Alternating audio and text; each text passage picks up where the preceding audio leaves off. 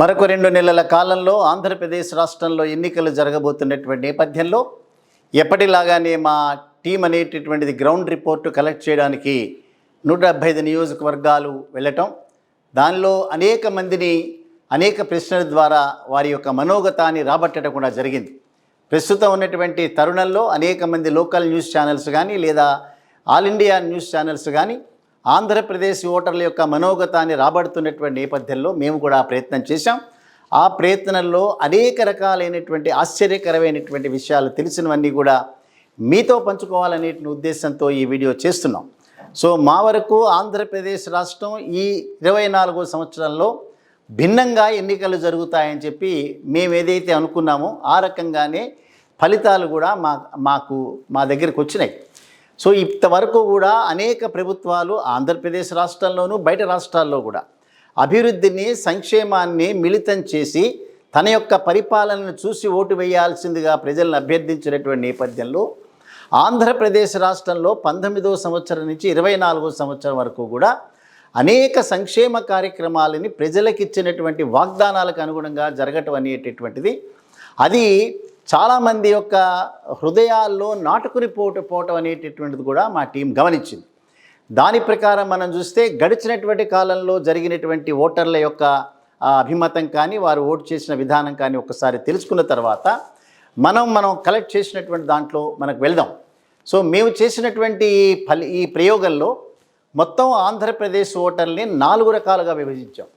కామన్గా మనకి ఆంధ్రప్రదేశ్లో కానీ బయట రాష్ట్రాల్లో కానీ ఎన్నికలు ఈ నేపథ్యంలోనే జరిగేటటువంటి తరుణంలో ఆంధ్రప్రదేశ్ అనేటటువంటిది ప్రత్యేకంగా సంక్షేమ కార్యక్రమాల వలన ప్రయోజనం పొందుతున్నటువంటి వ్యక్తులు నా పక్కకే ఉన్నారనేటటువంటిది జగన్మోహన్ రెడ్డి గారి వాదన. సంక్షేమ కార్యక్రమాలు అమలు చేసినా కూడా రోడ్ల యొక్క నిర్మాణం సరిగా లేదు, రోడ్ల బాగోగులు సరిగా లేదు, అదర్వైజ్ చిన్న చిన్న విషయాలను మ్యాగ్నిఫై చేస్తూ ప్రతిపక్షాలు చేస్తున్నటువంటి యాగి కానీ ప్రముఖ దినపత్రికలు ప్రముఖ ఛానళ్ళు చేసేటటువంటి ఆ ప్రచారాన్ని కానీ ప్రజలు ఎంతవరకు నమ్ముతున్నారనేటటువంటి దాని మీద కూడా తప్పనిసరిగా మా టీం అనేటటువంటిది చాలా హార్డ్ వర్క్ చేసింది. సో దీని ప్రకారం కనుక మనం చూస్తే ఆంధ్రప్రదేశ్ ఓటర్లని 4 రకాలుగా విభజించాం.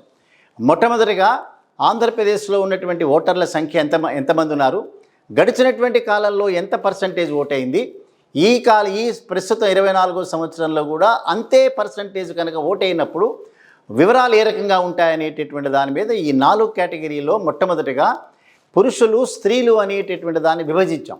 సో పురుషుల దగ్గర నుంచి రాబట్టాం, స్త్రీల దగ్గర నుంచి రాబట్టాం. అదే రకంగా అర్బన్ ఓటర్, రూరల్ ఓటర్, గ్రామీణ ప్రాంతాల్లో ఉండేటటువంటి ఓటర్లు వారి యొక్క మనోగతం, వారి యొక్క అవసరాలు, వారి యొక్క ఎక్స్పెక్టేషన్స్ ఇవంతా ఒక భిన్నంగా ఉండేటువంటి నేపథ్యంలో పట్టణ ప్రాంతాల్లో ఉండేటటువంటి ప్రజల యొక్క ఎక్స్పెక్టేషన్స్ ప్రభుత్వాల మీద ఏ రకంగా ఉన్నాయి, వారి యొక్క ఆలోచన విధానం ఏ రకంగా ఉంటుంది అని 2వ కేటగిరీగా డివైడ్ చేసాం. 3వ కేటగిరీగా ఆంధ్రప్రదేశ్ రాష్ట్రంలో గడిచినటువంటి 5 సంవత్సరాల కాలంలో సంక్షేమ కార్యక్రమాలు కొత్త పుంతలు తొక్కినటువంటి నేపథ్యంలో జగన్మోహన్ రెడ్డి గారు ముఖ్యమంత్రి హోదాలో మాట్లాడుతూ దాదాపు 8 కోట్ల మంది 2,48,000 కోట్ల రూపాయలకు ప్రయోజనం పొందారు, ఒక్కొక్క కుటుంబంలో 3-4 ప్రయోజనాలు కూడా పొందారని చెప్పినటువంటి నేపథ్యంలో ఆంధ్రప్రదేశ్ రాష్ట్రంలో లబ్ధిదారుల యొక్క సంఖ్య ఎంత, లబ్ధిదారులు కాని వారి యొక్క సంఖ్య ఎంత అనేటటువంటిది 3వ కేటగిరీగా డివైడ్ చేసాం. 4వ కేటగిరీగా భారతదేశంలో యూజువల్గా జరిగేటటువంటి ప్రాసెస్ కులాల ప్రాతిపదికగా జరిగేటటువంటి ఎన్నిక. ఆంధ్రప్రదేశ్ రాష్ట్రంలో ఫార్వర్డ్ కమ్యూనిటీలో ఎంతమంది ఉన్నారు, వారి యొక్క మనోగతం ఎట్లా ఉంది, అదే రకంగా వెనుకబడినటువంటి కులాల వర్గాల్లో వాళ్ళ పర్సంటేజ్ ఎంత ఉంది, వారి యొక్క అభిమతాలు ఏ రకంగా ఉన్నాయి, దెన్ ఎస్సీ ఎస్టీలు మైనారిటీలు ఇవి కూడా చాలా ఈక్వల్గా విభజించి 4 కేటగిరీస్గా ఆంధ్రప్రదేశ్ ఓటర్లను డివైడ్ చేసిన తర్వాత మాత్రమే ఫలితాలు రాబట్టాం. ఇవన్నీ కూడా మీ దృష్టిలోకి ఇప్పుడు తీసుకొచ్చే ప్రయత్నం చేస్తాం. ప్రస్తుతం మనం ఏపీలో గెలిపెవరిది అనేటటువంటి మన గ్రౌండ్ రిపోర్ట్ ఏదైతే ఉందో as on today election commission declare చేసినటువంటి రిజల్ట్ ప్రకారం ఏపీలో మొత్తం ఓటర్ల సంఖ్య దాదాపుగా 4,15,00,000 మంది ఉన్నారు. అదే గడిచినటువంటి కాలంలో కనుక మనం సంబంధించి కనుక చూస్తే గడిచినటువంటి కాలంలో దాదాపుగా 80% ఓట్లు పోలైనటువంటి సందర్భంలో టోటల్గా 3,93,45,717 ఓటర్లు నమోదు చేసుకుని ఉన్నారు 2019వ సంవత్సరంలో. అంటే 3,93,45,93,45,717లో మొత్తం పోలైనటువంటి ఓట్స్ కనుక చూస్తే 80% ప్రకారం 3,13,33,163 ఓట్లు. అంటే దాని ప్రకారం కనుక మనం చూస్తే దాదాపుగా 79.74% ఓట్లు పోలైనాయి. అదే ఓట్లు కనుక ఈ 4,15,00,000లో కనుక సేమ్ 80% కనుక పోలైతే 3,32,00,000 మంది ఓటర్లు రేపు ఆంధ్రప్రదేశ్ రాష్ట్రంలో తన ఓట్స్ని ఎక్సర్సైజ్ చేస్తారనేటటువంటి ప్రాతిపదికగా తీసినటువంటి ఈ రిపోర్ట్. దీనిలో కనుక మనం చూస్తే గడిచినటువంటి కాలంలో మీకు ఇందాక చెప్పినట్లుగా 3,93,45,000 ఓటర్లలో 3,13,00,000 ఓటర్లు ఓట్ చేసినటువంటి నేపథ్యంలో వైఎస్ఆర్సీపీ పార్టీ 1,56,88,569 ఓట్లను సాధించింది. పర్సంటేజ్ ప్రకారం చూస్తే ఇది 49.95%. దానిలోనే టీడీపీ పార్టీ కనుక చూస్తే 1,23,04,668 ఓట్లను సాధించింది. పర్సంటేజ్ వైజ్ చూస్తే ఇది 39.17. అంటే పోలైనటువంటి 3,13,00,000లో 1,56,88,000 చిల్లర వైఎస్ఆర్సీపీ, 1,23,04,000 టీడీపీ పార్టీ. జనసేన పార్టీకి వచ్చేటప్పటికి 17,36,811 ఓట్స్. పర్సంటేజ్ వైజ్ చూస్తే 5.53% సాధించారు. ఇక రెండు నేషనల్ పార్టీ అయిన భారతీయ జనతా పార్టీ 2,63,849 ఓట్లను సాధించింది. 0.84%గా వారిని లెక్కించవచ్చు. కాంగ్రెస్ పార్టీని కనుక చూస్తే 3,68,810 ఓట్లు మాత్రమే సాధించారు. పర్సంటేజ్ వైజ్ కనుక చూస్తే వారు 1.17% సాధించినారు. సో మీకు అందరికీ ఇప్పుడు కరెక్ట్గా అర్థమైంది. అరౌండ్ 50%ని వైఎస్ఆర్సీపీ 151 సీట్లతో వారు, అరౌండ్ 39.1 అంటే 39%ని 23 సీట్లతో టీడీపీ పార్టీ, జనసేన పార్టీ ఒకే ఒక సీటుతో 5.5% సాధించినటువంటి ఈ ఫలితాలు ఇవన్నీ కూడా 2019వ సంవత్సరం నాటి. ఇప్పుడు మనం 2024వ సంవత్సరానికి కనుక మనం వెళ్తే మనం చెప్పినటువంటి ప్రకారం 4,15,00,000 మంది టోటల్ ఓటర్స్ ఉంటే దానిలో 80% లాస్ట్ టైం 79.74% ఏదైతే ఓటైందో అరౌండ్ 80%గా దాన్ని చూసి అంతే పర్సంటేజ్ కనుక ఓటైనటువంటి ఓట్స్ పోలైన పక్షంలో 3,32,00,000 మంది ఓటర్లు ఈసారి ఆంధ్రప్రదేశ్ రాష్ట్రంలో తన ఓటు హక్కును వినియోగించుకుంటున్నారనేటటువంటిది మనకు అర్థమైంది. దీనిలో కనుక మనం డివైడ్ చేసి చూస్తే ఈ 4,15,00,000 మందిలో మగవారు 2 కోట్ల మంది, ఆడవారు 2,15,00,000 మంది ఉండటం అనేటటువంటిది మనం గమనించాం. దానిలో పట్టణ ఓటర్లుగా 88 లక్షలు, పల్లె ఓటర్లందరూ కూడా 3,27,00,000 మంది పల్లె ఓటర్లుగా ఉన్నారు. అంటే మనం ఇందాక మీకు చెప్పినట్లుగా వీటిని 4 కేటగిరీస్గా డివైడ్ చేసాం. ఫస్ట్ కేటగిరీ వచ్చి men and women, second category వచ్చి అర్బన్ అండ్ రూరల్ ఓటర్, మూడో కేటగిరీగా వచ్చి ఏదైతే జగన్మోహన్ రెడ్డి గారు టోటల్గా తను రిలై అయి ఉన్నాడు, ఈ వర్గం ఓట్స్ తప్పనిసరిగా నాకు రావటంతో 175 నియోజకవర్గాలకి 175 నియోజకవర్గాలు నావే అని ఏదైతే వారు ఊహిస్తున్నారో దాని ప్రకారం 3,30,00,000 మంది లబ్ధిదారులు ఆంధ్రప్రదేశ్లో ఇవాళ ఉన్నారు.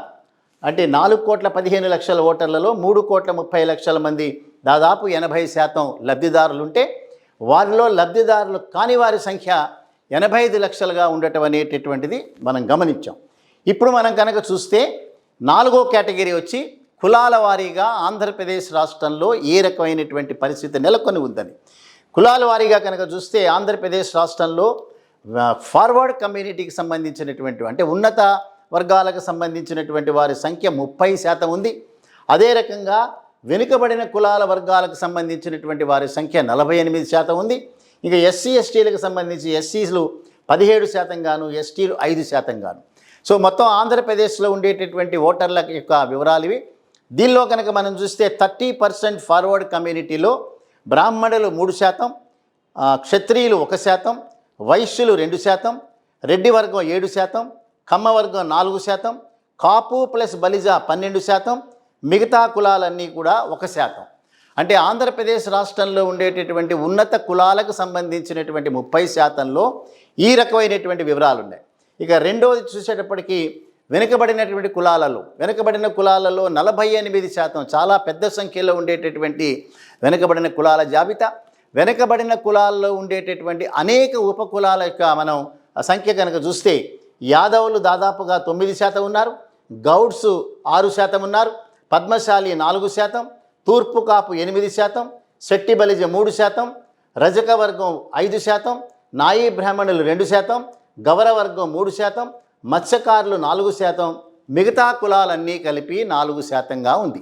సో ఈ 48%లో వీరు, ఎస్సీ ఎస్టీలు 17.5%, ఉన్నత కులాల సంబంధించినటువంటి వాళ్ళు 30%. సో కులాల వారీగా కనుక జరిగినటువంటి దాంట్లో కూడా మనం తర్వాత దానిలోకి వద్దాం. మొట్టమొదటిగా మనం చూస్తే మెన్ అండ్ ఉమెన్ అంటే పురుషులకు సంబంధించినటువంటి ఓటింగ్ ప్యాటర్న్ ఏ రకంగా ఉండబోతుంది, స్త్రీలకు సంబంధించినటువంటి ఓటింగ్ ప్యాటర్న్ ఏ రకంగా ఉండబోతుంది అని మా టీం చేసినటువంటి సర్వేలో కనుక చూస్తే పురుషులు 2 కోట్ల మంది, స్త్రీలు 2,15,00,000 మంది ఉన్నటువంటి ఆంధ్రప్రదేశ్ రాష్ట్రంలో మా టీం చేసినటువంటి రిపోర్టు ప్రకారం దాదాపుగా 55% టీడీపీ జనసేన కూటమికి పురుషులు వాళ్ళకి ఓటు వేస్తామని చెప్పారు. 45% మంది మాత్రమే పురుషులు వైసీపీ పార్టీకి ఓటు చేస్తున్నట్లుగా మాకు సమాచారం మా టీం ద్వారా అందింది. అదే స్త్రీలకు వచ్చేటప్పటికి 2,15,00,000 మందిలో 70% స్త్రీలు వైసీపీ పార్టీకి ఓటు వేస్తున్నట్లుగా వారు సమాచారం ఇచ్చారు. 30% మంది మాత్రమే టీడీపీ జనసేన కూటమికి ఓటు చేస్తామన్నట్టుగా వారి యొక్క మనోగతాన్ని మేము తెలుసుకున్నాం.